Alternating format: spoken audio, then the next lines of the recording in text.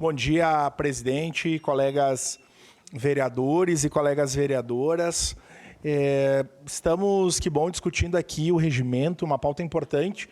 Para quem nos acompanha pela TV Câmara ou quem está aqui no nosso plenário, que hoje está uma presença significativa de pessoas, o regimento é como se fosse a organização interna dos trabalhos da Câmara. E que trata das nossas comissões, que trata da nossa forma de organização, que trata do horário, né, do nosso trabalho. Então, foi feita uma revisão no regimento, adaptando, modernizando, num trabalho que iniciou ano passado, quando eu estava à presidência da casa. Nós criamos essa comissão de análise do regimento, que fez um trabalho em muitas semanas, apresentou o resultado. Então, hoje é a coroação desse trabalho. E dentro de uma construção coletiva, alguns colegas vereadores elaboraram uma emenda para mudar o horário da sessão.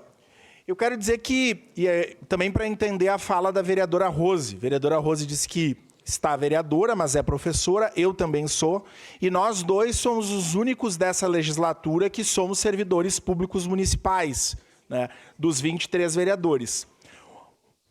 O estatuto ou o regimento dos servidores públicos, né, aquilo que organiza a vida dos servidores, permitiriam que eu e a vereadora Rose, num turno estivéssemos aqui e num turno estivéssemos numa das nossas 84 escolas do município. Mas justamente por entendermos da demanda do trabalho, nós não conseguimos fazer isso. Então, nos licenciamos e trabalhamos apenas aqui. Lógico, sem nenhum tipo de salário no vínculo de professor, para deixar isso bem entendido para todos e para todas.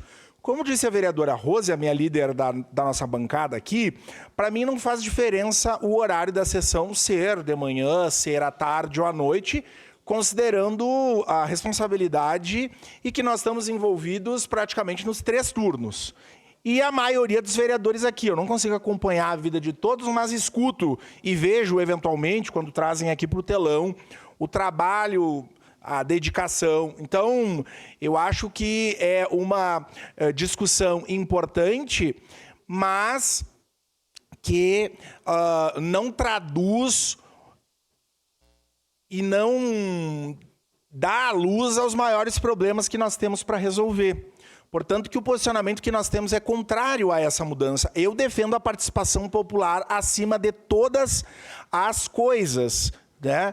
Nós estamos prestes a abrir o sinal da TV Câmara, uma luta. O ano passado nós estivemos muito envolvidos com isso. O presidente atual vai, no dia 1º de julho, né?